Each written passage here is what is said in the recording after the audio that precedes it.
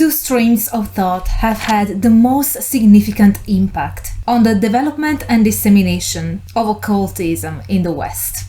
The first is represented by H.P. Blavatsky and the Theosophical Society, while the second will be MacGregor Mathers and the Hermetic Order of the Golden Dawn. The latter is the protagonist of this episode. Follow along to learn more about the history and the structure of the Golden Dawn.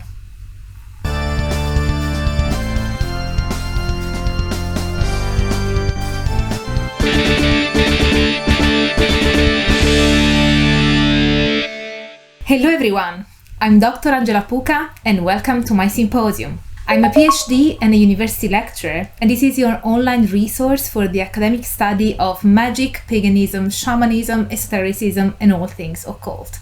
Today's video is brought to you by the friend of the symposium, Regulus. Thank you so much for commissioning this video, and I hope it will be of value to you. The esoteric, later magical, and definitely initiatic Hermetic Order of the Golden Dawn was founded in March 1888. However, its roots lie in a plethora of fringe Masonic orders and quasi-Masonic societies that flourished from the 1860s onwards. Structures and ceremonies are Masonic, whereas the symbolism and doctrinal content of the rituals were sourced from the Western esoteric milieu of the time. According to Gilbert, the Golden Dawn was an esoteric order the way Dion Fortune would describe one, namely a society wherein a secret wisdom unknown to the generality of mankind might be learned and to which admission was obtained, utilizing an initiation in which tests and rituals played their part. The closest inspiration for the Golden Dawn was a Masonic Rosicrucian body, the Societas Rosicruciana in Anglia, established in 1867. Here there were rituals of initiation that used a system of grades, quasi-Masonic ceremonies, scholastic discussions, and the employment of theoretical elements sourced from the Kabbalah and the supposed teachings of Hermes Trismegistus.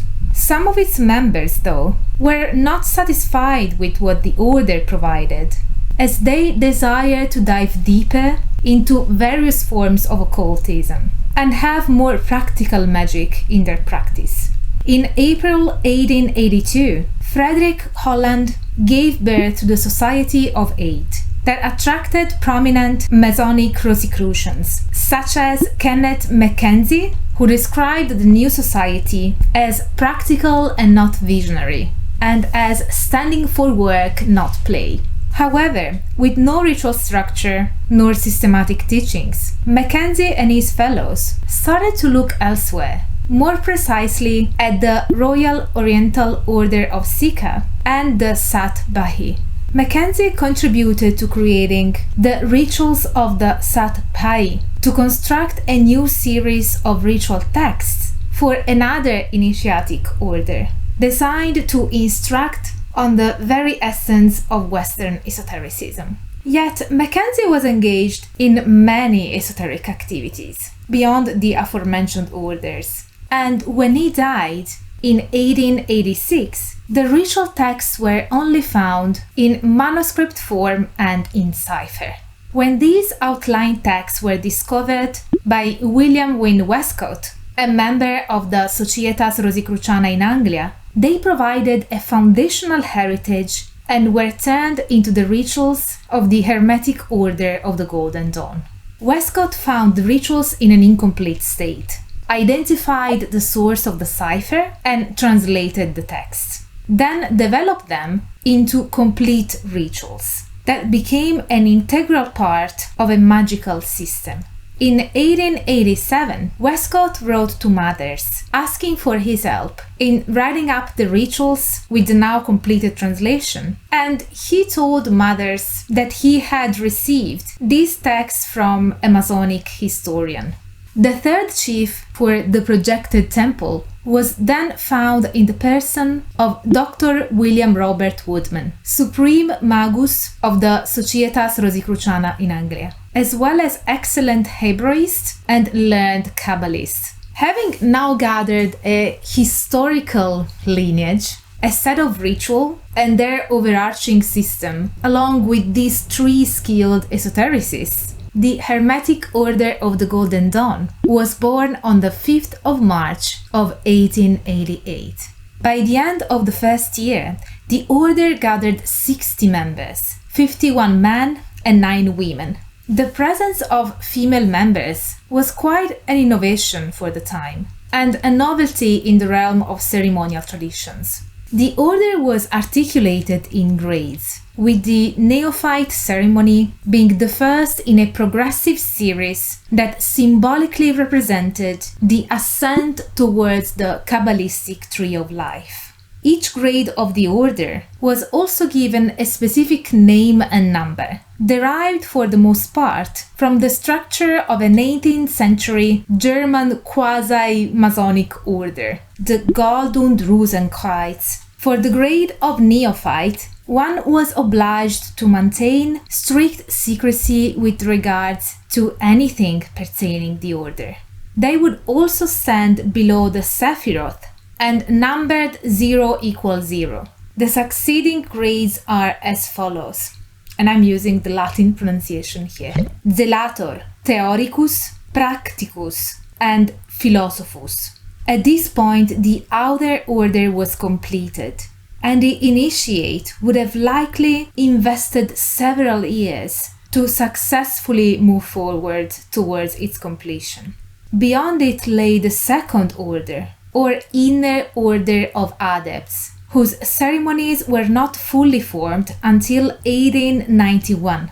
The three founding chiefs kept the ultimate authority over the order, while each temple had its own chiefs, who acted as senior administrative officers. The ceremonies were led by 7 officers, whose titles were drawn from the one of the functionaries of the Eleusinian mysteries, even though the roles themselves were modeled on those of the officers of a Masonic lodge. They and their Masonic parallels were the ones that you see now on screen. Each of them would wear specific robes and insignia. Yet, differently from Freemasonry, every office was open to both men and women. The subjects studied by members of the order were delivered in the form of knowledge lectures that would increase in complexity as the members advanced from the grade of neophyte to that of Philosophus. Initiates were then expected to become familiar with the Hebrew alphabet, the meaning of Kabbalistic Jewish influences, alchemical and tarot symbolism, astrology, and other forms of divination, as well as the names and natures of the elemental beings. And they would be examined on each and every of these subjects studied. Quite intense, huh? Moreover, they would have to meditate and get proficient in the rituals of the pentagram. Interestingly, the latter was the only street magical activity of the outer order. The study and practice of magic were exclusively reserved to the adepts, members of the second or inner order, the Rosa Rubeae et Aurea Crucis. Many overlapping causes led the Golden Dawn to fall apart. One of these was related to a certain Madame Horus, who stole copies of the Golden Dawn rituals and relocated to London, where she set up a spurious version of the order and aided her husband in criminal fraud and rape. When they were arrested in 1901, the reputation of the Golden Dawn got damaged, and the obligation and the neophyte ritual were made public and ridiculed by the press. As a result, many members left, and those who remained were divided by long-standing factional quarrels. The most significant of these involved both the structure of the Golden Dawn and the working of the Second Order.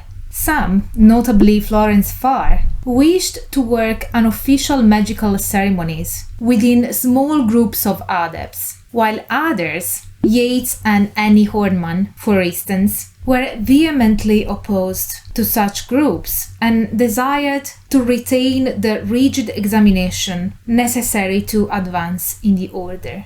No compromise was achieved, and in 1903, the Golden Dawn was eventually disintegrated, giving birth to many spin-off traditions and leaving an indelible mark on the esoteric milieu, as well as the various magic or occult traditions that were born later throughout the 20th century. This is it for today's video. Thank you again, Regulus, for reaching out and commissioning a video on this topic.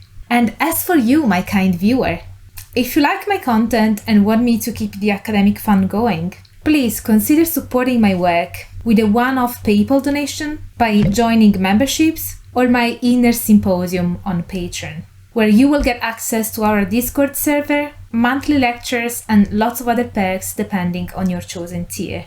All links are found in a pinned comment, so check them out.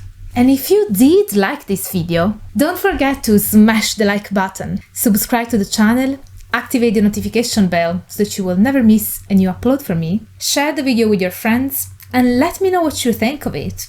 Both you and your friends, because I really like to engage with you guys. I thank you so very much for being here, and stay tuned for all the academic fun. Bye for now.